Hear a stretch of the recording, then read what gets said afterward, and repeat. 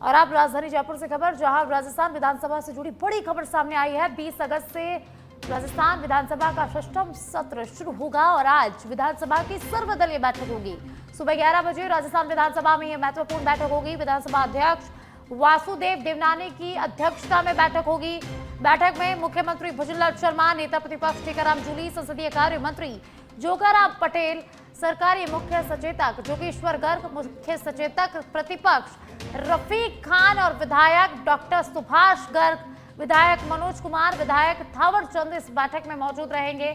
सत्र को शांतिपूर्ण और गरिमापूर्ण तरीके से चलाने पर मंथन आज इस बैठक में किया जाएगा।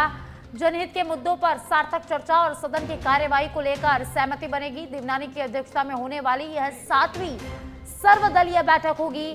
सदन की गरिमा बनाए रखने और सभी दलों के बीच समन्वय बढ़ाने पर जोर रहने वाला है।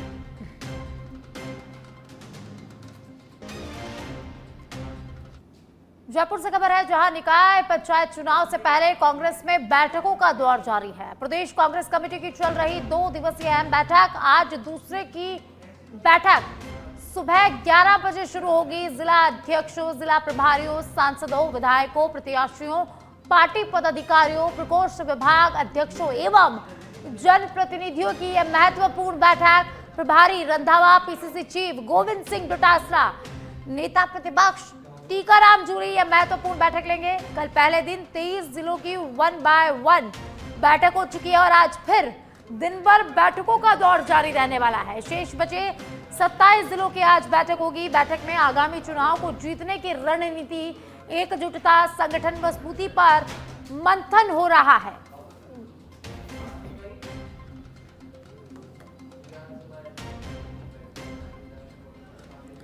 और अधिक जानकारी के लिए संवाददाता सुनील मेरे साथ फोन लाइन पर जुड़ चुके हैं, जानकारी उनसे लेंगे। सुनील, निकाय पंचायत चुनाव से पहले कांग्रेस की बैठकों का दौर जारी है। कल भी बैठक हुई और आज भी पूरे दिन बैठक का दौर जारी रहने वाला है। क्या कुछ इस बैठक में महत्वपूर्ण रहने वाला है?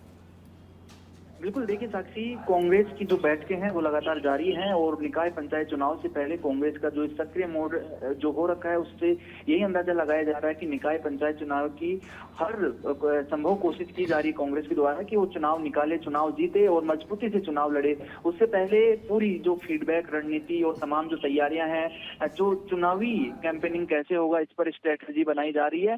कल लगातार जो दिन भर बैठकों का दौर चला था, 23 जिलों की बैठक हुई थी और बाकी जो कांग्रेस संगठन के 27 जिले बाकी रह गए हैं उनकी आज भी दिन भर बैठक होनी है। सुबह 11 बजे पीसीसी मुख्यालय में बैठक शुरू होगी। लेकिन उससे पहले सबसे बड़ी खबर अभी की ये है कि पीसीसी वॉर रूम जो है उसमें एक महत्वपूर्ण बैठक होने वाली है। कांग्रेस के दिग्गज नेता इस महत्वपूर्ण बैठक में शामिल होंगे।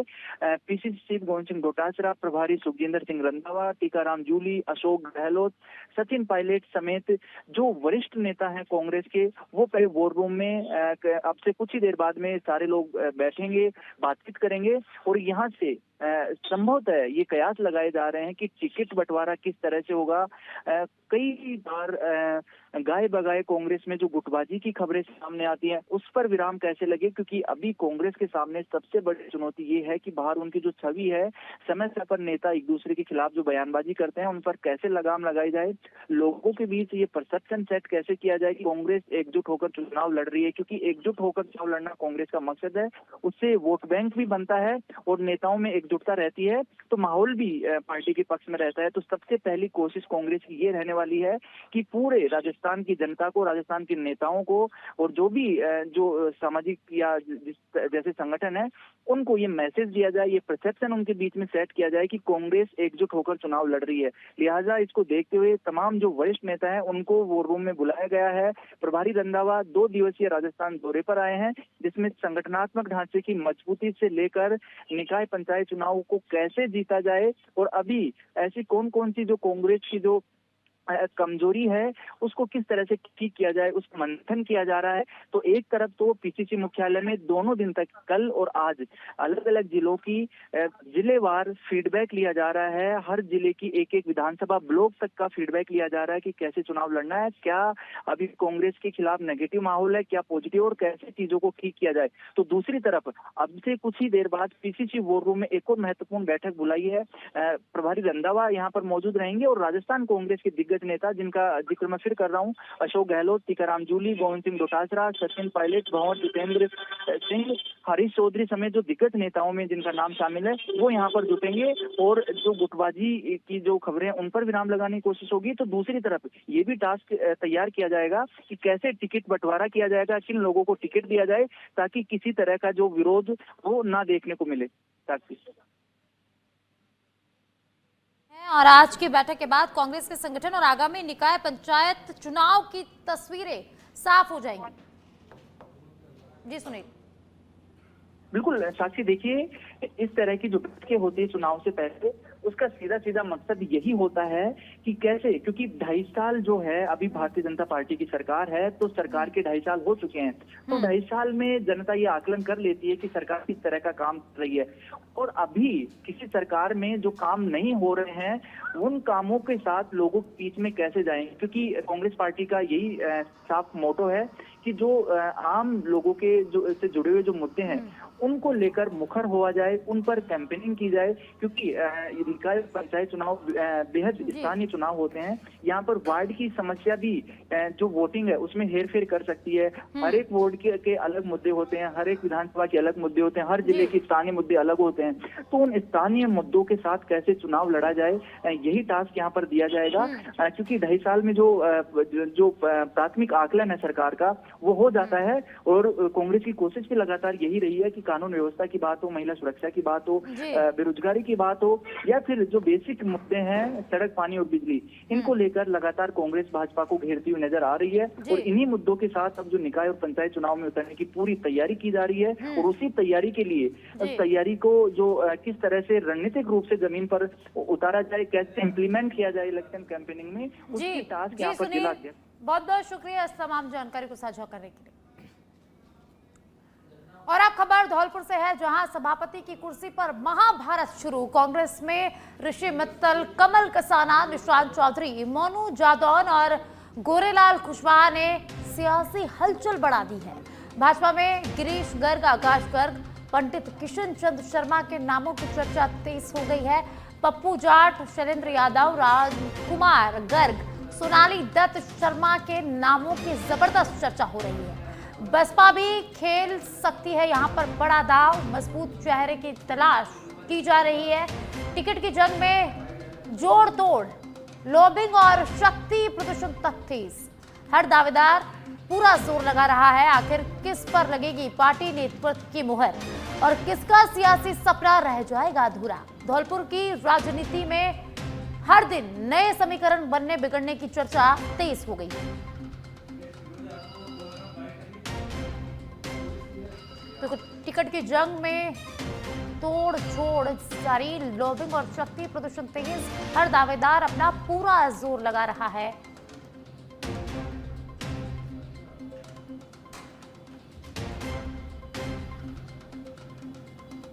और अब खबर खेरतल तिजारा से है, जहां भ्रष्टाचार निरोधक ब्यूरो यानी कि एसीबी की मुंडावर में बड़ी ट्रैप कार्रवाई हुई है। और कार्रवाई के बाद प्रशासनिक गलियारों में हलचल तेज हो गई है।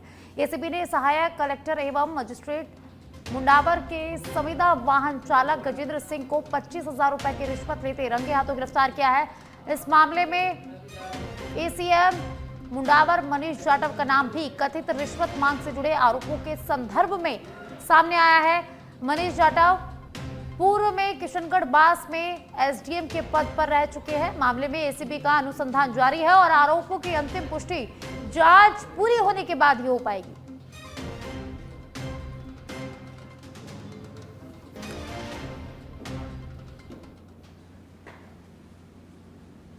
तो उसने 15,000 रुपये ले लिए थे और बाकी की 50,000 रुपये के हिसाब से 35,000 रुपये और 5,000 रुपये उसने स्वयं के मतलब आज लेना उसका तय हुआ था।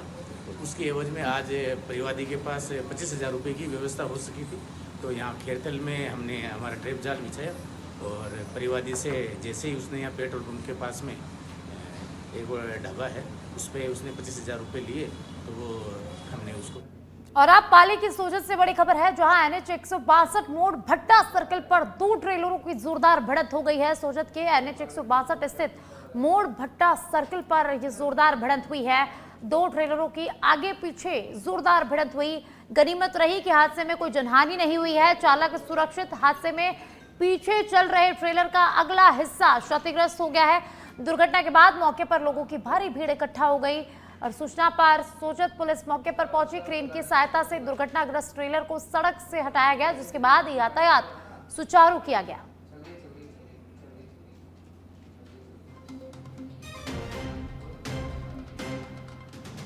और अब खबर सिरोही के रेवदर से है, जहां अजगर ने नीलगाय के बच्चे को निवाला बनाया है। सेरवा गांव में आबादी क्षेत्र के पास अजगर पहुंचा। ग्रामीणों की सूचना मिलने पर भीड़ मौके पर इकट्ठा हो गई। आमजन ने अजगर को पकड़कर वन विभाग के हवाले कर दिया। वन विभाग ने अजगर को जंगल में सुरक्षित छोड़ दिया है। अजगर के आने से ग्रामीणों में भय का माहौल है।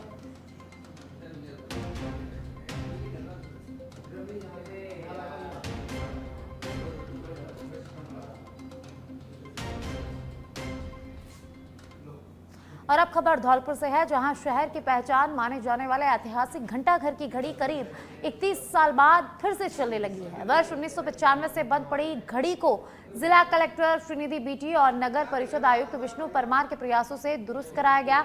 दिल्ली से मंत्री बुलाकर घड़ी को ठीक कराया गया है, जिस पर करीब 6 लाख रुपए खर्च हुए हैं। घंटी बजने के साथ ही शहरवासियों में खुशी की लहर दौड़ गई है। घंटाघर को आकर्षक बनाने के लिए सजावटी lighting, selfie point, steel railing और सजावटी गमले लगाए गए हैं। रात में रंग बिरंगी रोशनी से घंटाघर लोगों के आकर्षण का केंद्र बन रहा है।